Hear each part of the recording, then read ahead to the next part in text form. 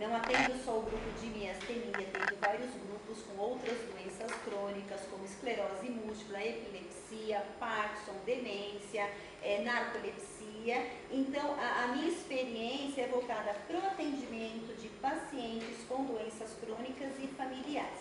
O que a gente queria trazer não é nem uma coisa de palestra, é uma coisa assim, para reflexão participativa, realmente, de trazer qual é a importância dos grupos sociais, porque os grupos se formam, né, na sociedade, os grupos educativos, né, e como esse grupo contribui para mudar visões, pensamentos, crenças e mudanças de comportamento na sociedade.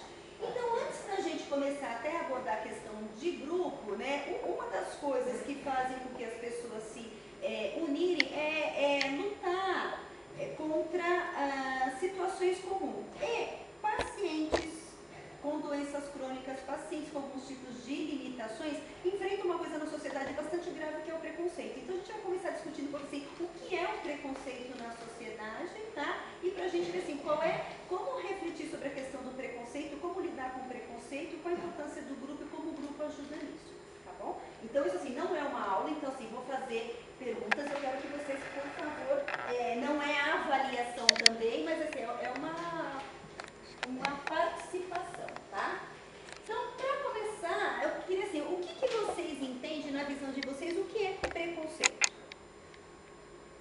Pode ficar à vontade, isso não é uma palavra que vem. Como que você definiria preconceito? Quando você é rejeitado por você é preferido em alguma coisa, alguma situação. Por causa do quê? Aí é o problema. Não existe uma razão por quê, mas existe, né? Esse é o problema. Não existe uma razão por quê? Não, mas existe um preconceito. A pessoa te rejeita por alguma pelo razão. fato de você ter problema, mas isso não seria motivo. Tá. Eu acho que é um conceito antecipado. Conceito Já antecipado. está dizendo pré-conceito. Você faz um conceito daquela pessoa sem antes, né? Sem Às uma vezes só uma razão, aparência.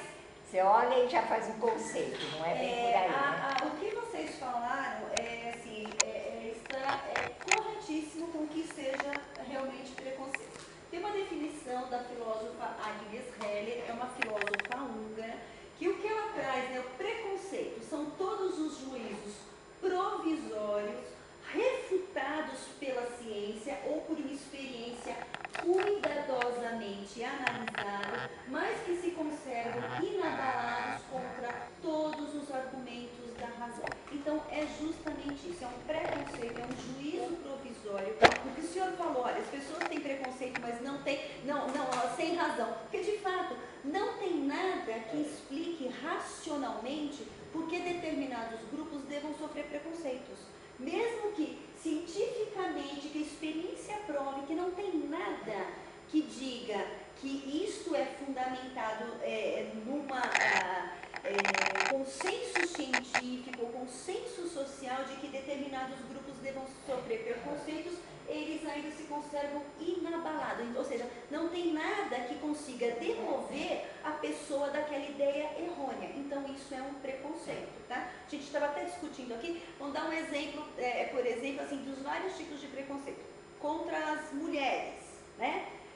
Então, assim, você vê, por exemplo, empresas que têm, mulheres têm o mesmo cargo e pagam-se salários diferentes. Não tem nada que justifique cientificamente que a mulher é incapaz ou menos incapaz intelectualmente do que o homem. Mas essa ideia que se tem hoje, ela não nasceu do nada. Ela é construída historicamente. Ela vem sendo construída historicamente. Se você for pegar, por exemplo, a história das mulheres, na antiguidade, as mulheres sequer tinham direito a nomes próprios. Os nomes dela eram origem de nome de homens. Então você pega na antiguidade, por exemplo, o nome das mulheres, Cláudia, porque o pai era Cláudius, né? Júlia, porque era Július, né? Por exemplo, tem conhecida na história Messalina, o pai dela era o Messalos. Então, dentro de uma família, as mulheres elas não tinham direito, elas não tinham nome próprio. o nome era a derivação do nome dos homens da família. Se numa família então tinha Júlia, aí nascia a filha, ficava Júlia e Júlia a jovem. Se tinha uma outra filha, Júlia a velha, Júlia a jovem, Júlia, né? Então você não tinha direito a um nome próprio. As mulheres, na realidade, né, isso na Idade Média, na Antiguidade, elas não eram contadas para o censo. Então, quando se falavam de cidadãos, quantos cidadãos existem, eram contados homens. Mulheres e escravos não eram contados, né? As mulheres passaram a ter o direito ao voto muito depois dos homens.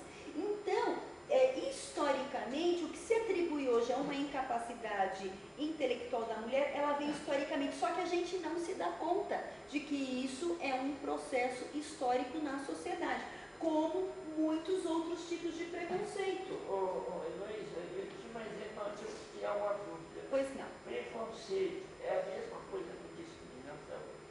Na realidade, quando você tem um preconceito ou um preconceito, você discrimina, tá? Então, a discriminação é uma consequência do preconceito. Eu já vi um ato de também preconceito, um grupo de jovens vão sair de carro com um desnatural. Tem uma pessoa, isso não necessariamente é minha filha, minha cara, diferente do normal, eles não conseguem ficar outra. Então, por quê? Então, isso assim, eles acabam por causa de um preconceito, de uma ideia preconcebida, de um juízo provisório que não tem nada que justifique, você acaba tomando ações que discriminam, né? Entre essas ações, a gente encontra injustiça, intolerância, violência. Então, o seu comportamento, as pessoas não se dão conta, mas o seu comportamento de discriminação, ele é fundamentado numa ideia que você tem de uma coisa. Porque assim, comportamento e ação é ligado. Só que quando a gente está tomando uma atitude, você não para separar o que é ação e o que é comportamento. Ele vem junto.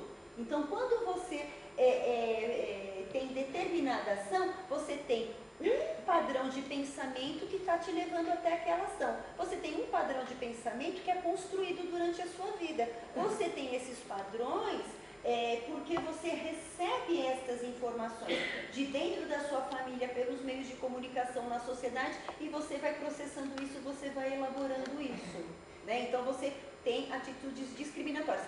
Nós não temos muitas vezes noção de como nós somos bombardeados por preconceitos, né? Então, assim, o exercício de você refletir sobre isso é muito importante. Você começa com preconceitos, por exemplo, quando você ouve piadas de negros, homossexuais, portugueses, judeus. Quando você faz piada, você já está, de alguma forma, tentando inferiorizar essas pessoas. De uma forma que você pode dizer humorada, você automaticamente você vai criando já uma ideia do que é isso. Então, quando você vê piadas de negro, quando você tem uma situação com o negro, você já te remete àquela piada, né? E uma das mais comuns que todo mundo ouve, com perdão da expressão, se não faz merda na entrada, faz na saída. Todo mundo cresceu ouvindo isso, entendeu? Então isso é um preconceito, isso é arraigado em você. Não tem nada que justifique que uma pessoa, pela cor, pela raça, ela tem comportamentos diferentes, emoções diferentes, sentimentos diferentes, intelectualidade diferente. Não é isso que torna as pessoas diferentes. O que torna as pessoas diferentes é um conjunto de situações, entre eles o ambiente que ela vive, as condições sociais que ela teve.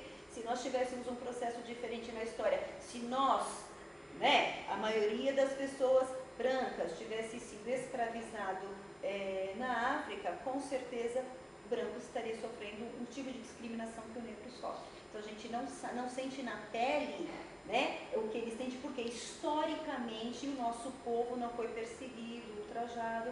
Então você tem que ter essas ideias do que é o preconceito e como isso se dá historicamente.